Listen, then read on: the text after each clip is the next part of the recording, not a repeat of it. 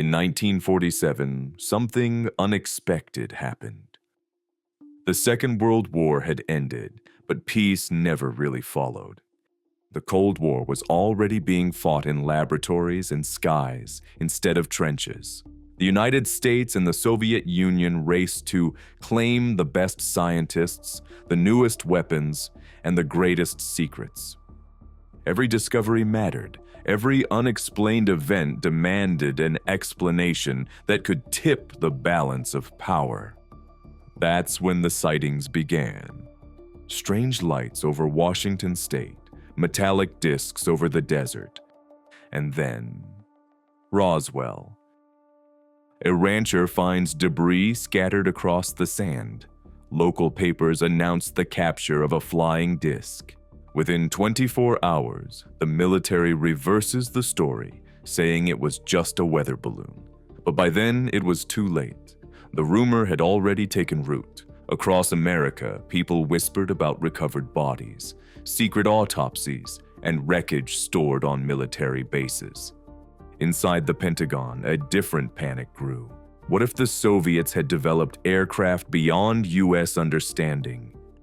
New agencies began to form: the CIA, the National Security Council, Air Force intelligence divisions. Each built on secrecy, each compartmentalized so tightly that even the president didn't always see the full picture. The public saw a nation obsessed with flying saucers. Behind closed doors, scientists and generals saw opportunity. If something really had crashed in Roswell, studying it could change warfare, energy, even space travel itself. And if the story was just hysteria, then controlling it was just as valuable.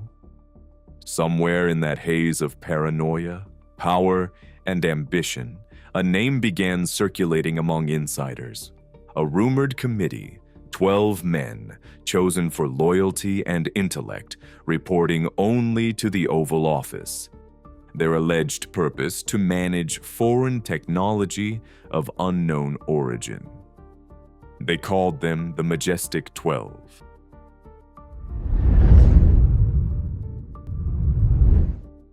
According to the leaked documents, Majestic 12 was born out of panic. In the aftermath of the Roswell crash, President Harry S. Truman supposedly signed an executive order on September 24, 1947. The order created a covert panel of scientists, military leaders, and intelligence officials tasked with handling all UFO-related matters. The list included names that carried enormous weight. Men like Rear Admiral Roscoe Hillenkoetter, the first director of the CIA, Dr. Vannevar Bush, head of wartime scientific research, and General Nathan Twining, who oversaw the U.S. Air Force's most secretive projects. Their job, if the story is true, was to assess the recovered technology, study any biological entities, and decide what, if anything, the public should know. They were given absolute secrecy and unrestricted authority. For years, their work was allegedly hidden under code names like Project Sign, Project Grudge, and later, Blue Book. To outsiders, these were government UFO investigations. To believers, they were the public face of something much deeper, the classified operations of Majestic 12. Decades passed, and the Roswell story became folklore, buried beneath Cold War secrecy and pop culture parody. Then, in 1984, something unexpected happened. A package arrived at the home of Jamie Shandera, a television producer known for his work on UFO documentaries. Inside was a roll of undeveloped 35mm film. When he processed it, frame by frame, he found a collection of top-secret documents, presidential briefings, memos, and correspondence stamped Majestic 12 and Eyes Only. The papers claimed to summarize UFO recovery operations and outline the existence of the secret committee. They described not only the Roswell incident, but other alleged crash retrievals, suggesting a continuous government effort to study extraterrestrial craft. Within months, the documents spread through the UFO research community like wildfire. Investigators debated their authenticity, journalists pursued confirmation, and intelligence agencies, when asked, declined to comment. For believers, this was proof at last, the smoking gun. For skeptics, it was the beginning of one of the most elaborate disinformation campaigns in American history. According to the documents, Majestic 12 didn't just study wreckage, they controlled the narrative. They were said to have directed UFO research at Los Alamos and Wright-Patterson Air Force Base, buried evidence under layers of classification, and even coordinated media disinformation to keep the public confused. Some accounts go further. They claim Majestic 12 established communication with non-human intelligences, a secret diplomatic effort known as Project Sigma. Others say the committee sanctioned back-engineering programs that led to rapid technological leaps in radar, microprocessors, and stealth systems. If even a fraction of it were true, Majestic 12 would be one of the most powerful organizations ever created, a shadow government controlling the flow of knowledge about contact with another world. And yet, despite all the documents, all the rumors, all the testimonies, no official record of Majestic 12 has ever been confirmed to exist. But if Majestic 12 wasn't real, why did the government act like it was?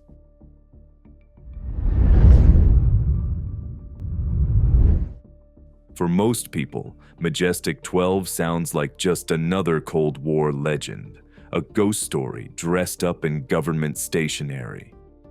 But the believers say the proof is already out there. You just have to know where to look.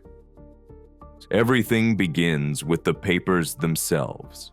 The briefing document, the Eisenhower memo, the Cutler-Twining memo. Each one written in formal government language, stamped top secret/magic eyes only. Forensic analysts who studied the documents pointed out the authenticity of their tone.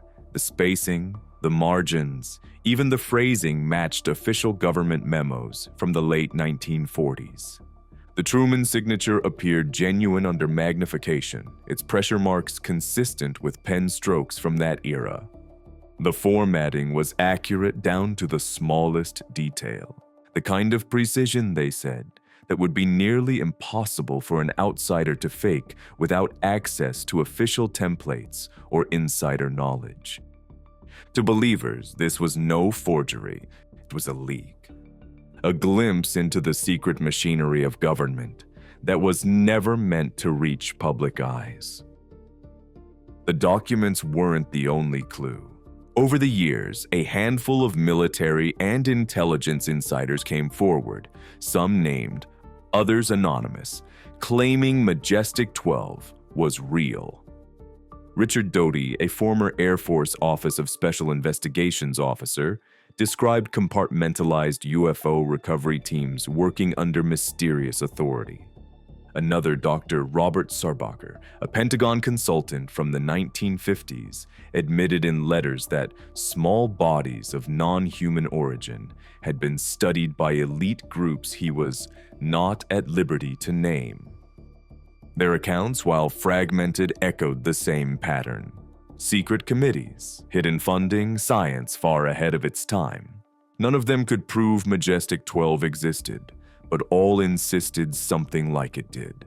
And when asked how such a group could stay secret for decades, they gave the same answer. Because that's what it was designed to do. The timelines tell their own story. Majestic 12 was supposedly formed in 1947, the same year the National Security Act reorganized the entire U.S. defense structure. It also birthed the CIA, the National Security Council, and the modern classification system we still use today. At the same time, UFO sightings skyrocketed. Project Sign launched the following year, investigating reports of unidentified craft.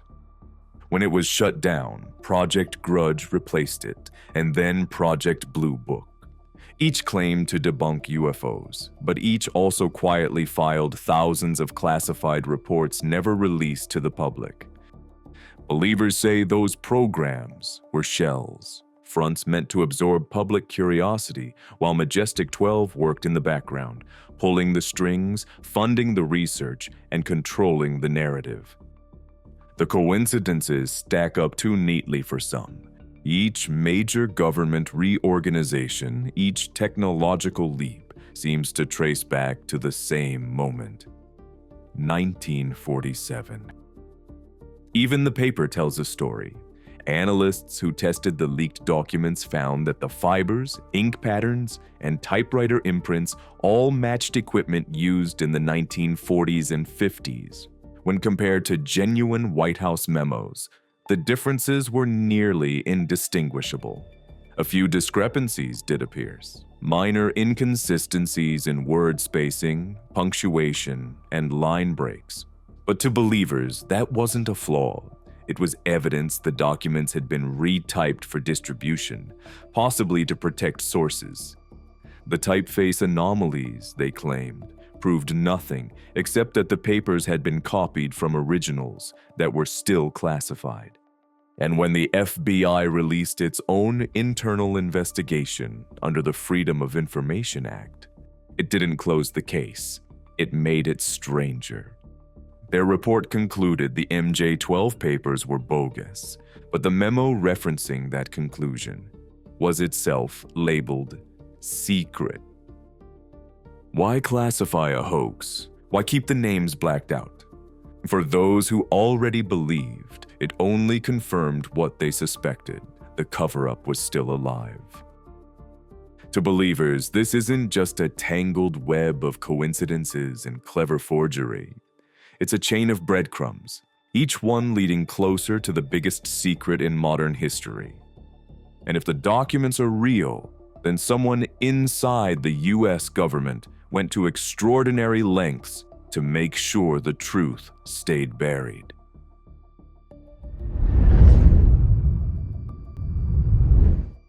For every supposed piece of proof, there's an equal and opposite rebuttal. Skeptics argue that Majestic 12 isn't the greatest cover-up in history. It's one of the most successful hoaxes ever pulled off. And if you follow the paper trail closely enough, the cracks begin to show.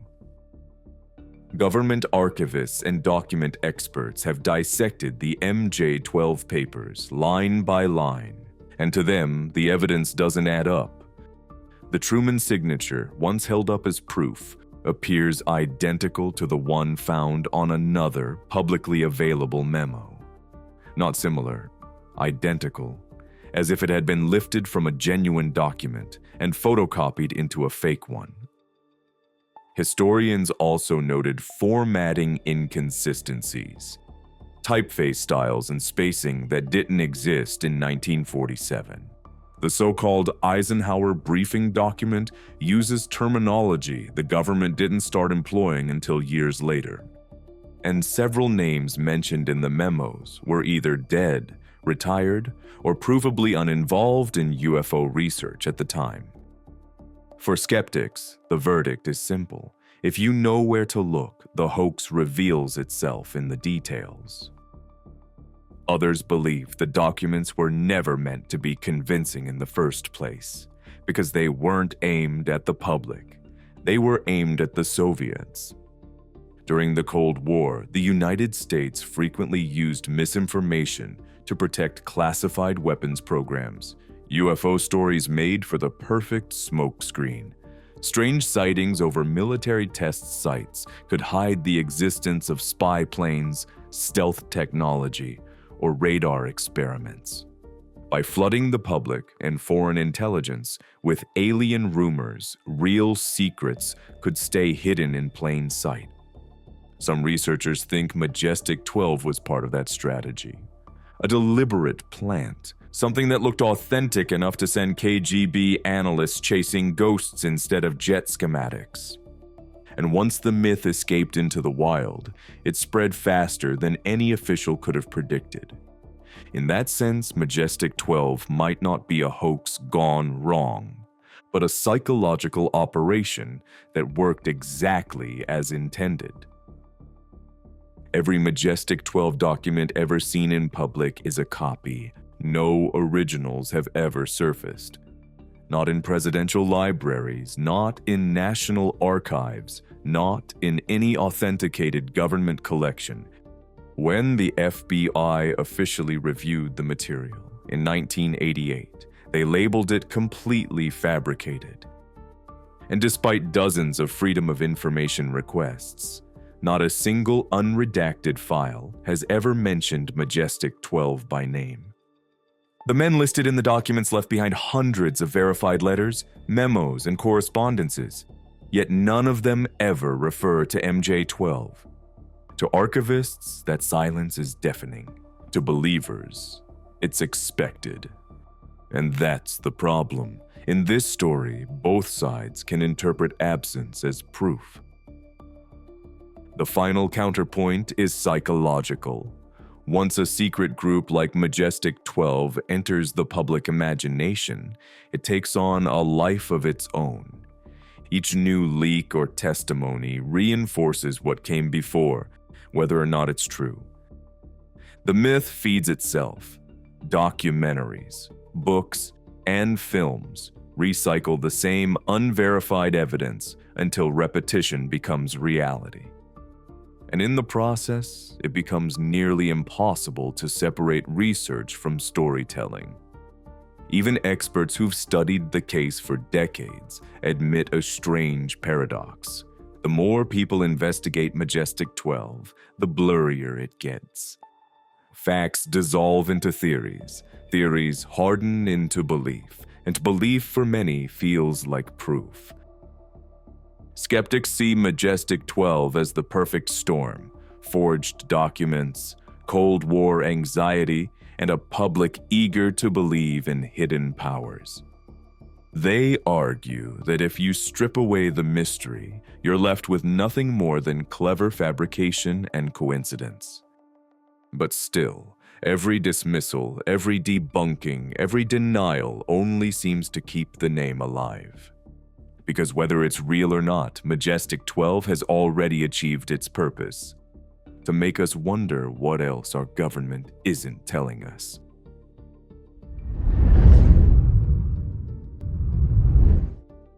The truth about Majestic 12 depends on what you think it was meant to be. A real government committee, a Cold War psyop, or something far stranger. After decades of speculation, 5 main theories remained, each one claiming to explain why 12 names could change how we see the world. The first theory is the simplest and the most direct. Majestic 12 was real.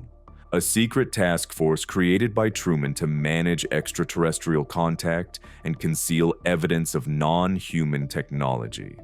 Under this theory, MJ-12 became the root of America's entire UFO infrastructure. From Project Blue Book to Area 51, each new program was just a branch of the same tree. Believers point to classified projects like Project Moondust and Operation Paperclip as proof that the US had the motive and the manpower to build a secret research group. In this version, Majestic 12 didn't vanish, it simply evolved. Its authority quietly absorbed into the CIA, NSA, and Defense Intelligence Agency. The faces changed, the names disappeared, but the mission stayed the same. Even today, some UFO researchers claim that the recent wave of Pentagon UAP disclosures are just the latest chapter of the same ongoing operation. Majestic 12, modernized. The second theory sees Majestic 12 not as a secret government, but a brilliant cover story. In the early Cold War, the United States was testing high-altitude balloons, stealth aircraft, and nuclear delivery systems. Each new test risked exposure, and every unexplained sighting could draw unwanted attention from Soviet intelligence. So, the government leaned into the confusion. Rather than deny UFOs outright, they allowed the public to chase alien rumors, misdirecting everyone from spies to scientists. Majestic 12, under this view, was never about aliens at all. It was about hiding humans, protecting classified weapons under the fog of UFO hysteria. Even the documents skeptics say could have been planted as deliberate disinformation, meant to distract researchers and foreign analysts from the real technological breakthroughs happening in Nevada and New Mexico. And in that sense, the plan worked. For nearly a century, the world has obsessed over flying saucers, while the true advancements in aerospace and surveillance slipped quietly under the radar. Then there's the possibility that Majestic 12 was never official, not even as a cover-up. Instead, it may have been born entirely from within the UFO community itself. In this theory, the 1984 leak wasn't a revelation, it was a fabrication. A hoax designed by insiders to reignite public interest in a fading phenomenon. Some point to William Moore and Richard Doty, two early figures in the MJ-12 story, suggesting that they intentionally released or even helped forge the documents as part of a long-running information experiment, one that blurred truth and fiction until even they couldn't tell which was which. The result? Majestic 12 became the perfect self-sustaining myth, one that didn't need real documents to survive, only believers willing to carry it forward. A story so contagious that the truth stopped mattering altogether. But some researchers think the truth sits somewhere in between, that the documents are neither fully real nor completely fake, but based on something that once existed. Perhaps there was a classified committee, just not called Majestic 12.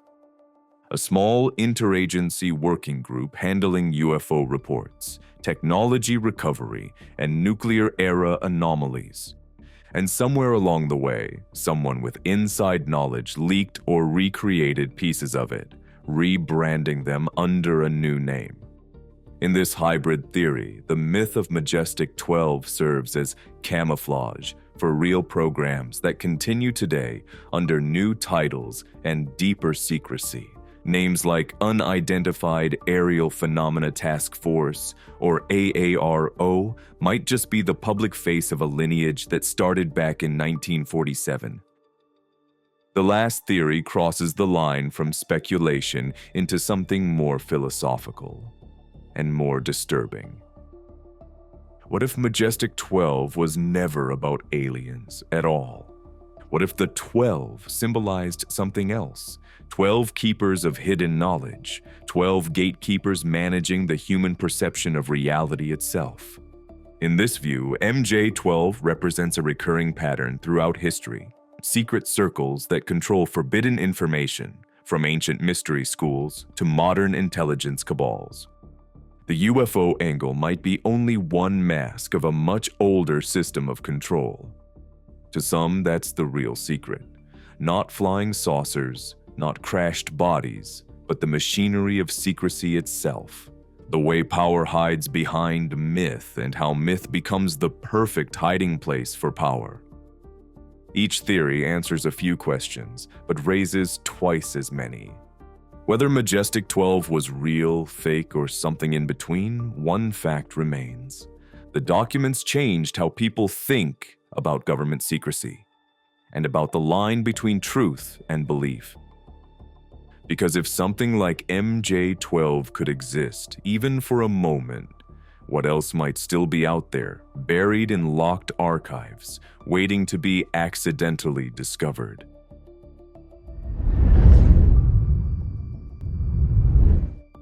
Nearly 80 years have passed since the first whispers of Majestic 12. No one has ever found an original document. No one has ever proved its existence. And yet, the name refuses to die. Maybe that's because the story doesn't need to be true to feel real. It speaks to something deeper, a quiet fear that somewhere behind the curtain, decisions are being made by people we'll never know. Whether Majestic 12 was a hoax, a cover, or a genuine secret committee, its legacy endures for one simple reason: it fits. It fits the Cold War era that birthed it.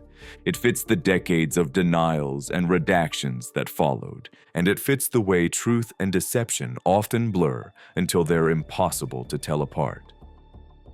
The believers still search for evidence, a memo, a signature, a piece of technology that doesn't belong. The skeptics say it's over, a closed case built on forged paper and Cold War paranoia. But both sides are chasing the same thing: an explanation for why this story won't disappear. Maybe it's because Majestic 12 represents more than just UFOs. It's the symbol of secrecy itself. The idea that there's another layer above the one we see, a layer that decides what we're allowed to know. And whether the documents were faked, leaked, or planted, the result is the same. The public began to question who really holds the truth, and what else might be hidden beneath the surface. Because if 12 men could conceal the greatest discovery in human history, or convince the world that they did, then maybe the real power of Majestic 12 isn't in what they knew, but in what they made us believe. Let me know what you believe down in the comments. And if there are other topics and mysteries you'd like me to explore in the future, I'd love to hear your suggestions. If you enjoyed this deep dive into the unknown, don't forget to like, comment, share, and subscribe. It helps the channel grow, and it means I can keep bringing you stories that challenge the way we see history and reality.